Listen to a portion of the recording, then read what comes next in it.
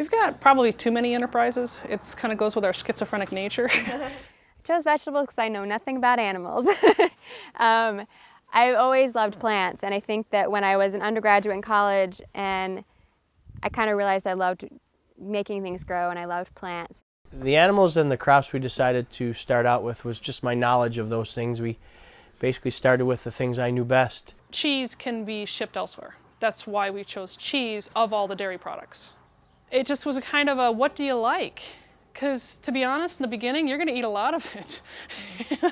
The idea of growing flowers appealed to me because of the artistic merit. And as I tell many of my customers, it funds my obsession, and that is gardening. The first factor that we seem to use in deciding on an enterprise is passion.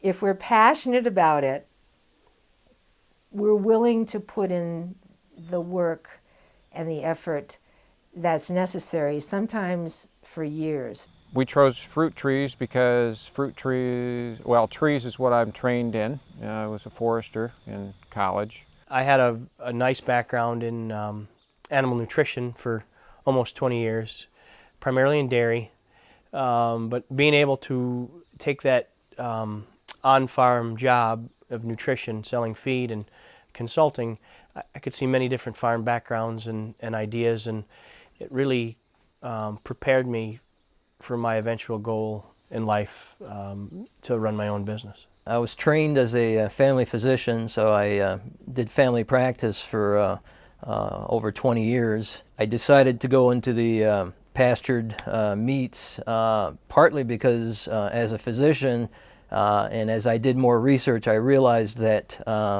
our food system is heading in the wrong direction as far as input, what we're putting into our bodies. So we initially wanted to have an orchard, a small orchard.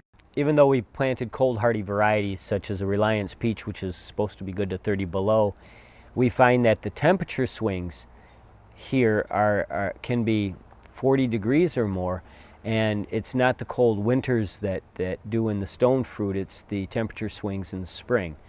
Therefore, it steered us away from the fruit and put the focus more on vegetables.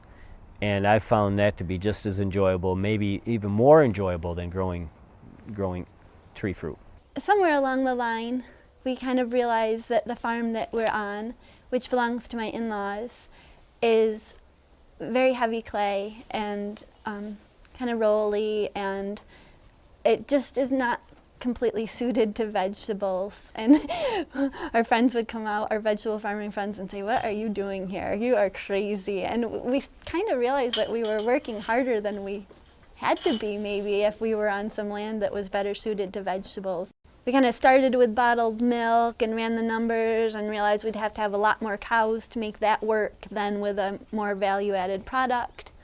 Came to cheese and said, "Oh, it's going to take us years to learn how to make cheese. We can't just go into it like that." And so then we went and talked to, we went to visit our friend who was a herd manager out in Hawthorne Valley. And their main product is also yogurt. And the cheesemaker there told us to start with yogurt. And so that got us thinking along those lines and running those numbers and running some batches in our own kitchen and realizing that this is something we could really do. But we do constantly trying different products, whether it's newer varieties of Asian melons, heirloom vegetables. That is some of the most exciting part of my job, of my life each year.